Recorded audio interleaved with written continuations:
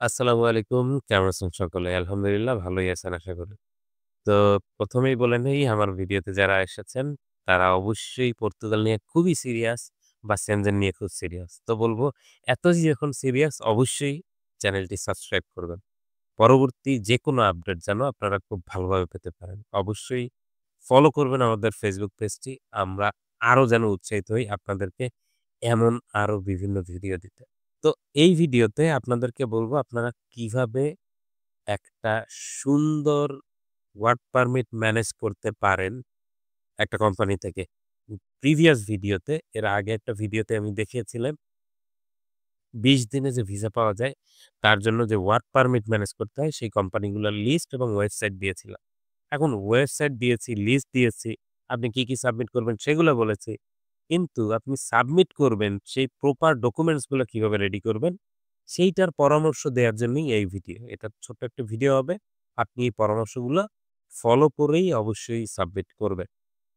তো প্রথমত আপনাদের যেটা লাগবে এগুলো আগের ভিডিওতে বলেছি, তারপরও বলি এখন সেগুলো কিভাবে আপনি রেডি করবেন সেটাও বলে দিচ্ছি।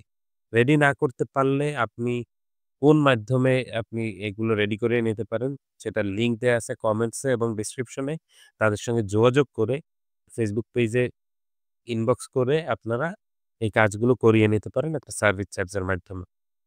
মূলত ১ম এই আপনাকে করতে হবে আপনার একটা সিভি, ইউরোপাস সিভি রেডি করতে হবে।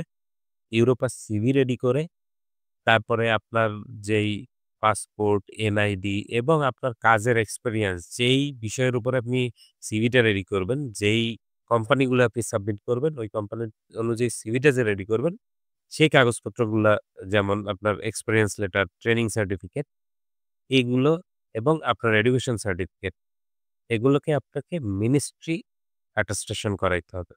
মিনিস্ট্রি অ্যাটেস্টেশন আবার সবগুলো পেপারসের প্রয়োজন হবে।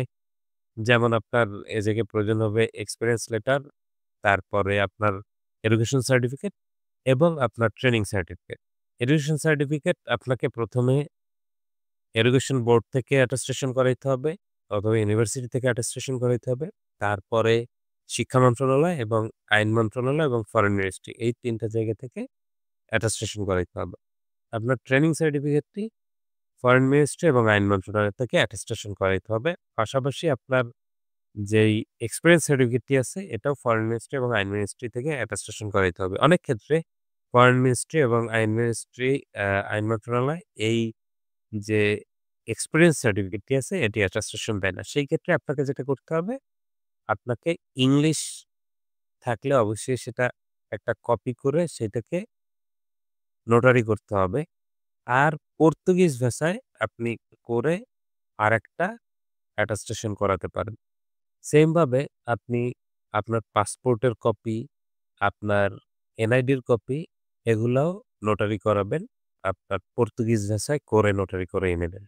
এর পাশাপাশি আপনি একে সবগুলো পেপারই যেমন আপনার এনআইডি, আপনার পাসপোর্ট, আপনার এডুকেশন সার্টিফিকেট, আপনার এক্সপেরিয়েন্স সার্টিফিকেট, আপনার ট্রেনিং সার্টিফিকেট এই পুরো জিনিসটাকে আপনি মিনিস্ট্রি অ্যাটেস্টেশনও করাই নিতে পারেন, করাই নিবেন। তাহলে আপনি খুব সুন্দরভাবে একটা কোম্পানির কাছে গ্রহণযোগ্যতা পাবেন যে এর সবকিছু লিগ্যাল। পাশাপাশি আপনার সুন্দর একটা কভার লেটার লাগবে। এই কভার লেটারের জন্য আপনি যতই চেষ্টা করেন খুব ভালোভাবে এরেঞ্জ করতে পারবেন কিনা জানি না।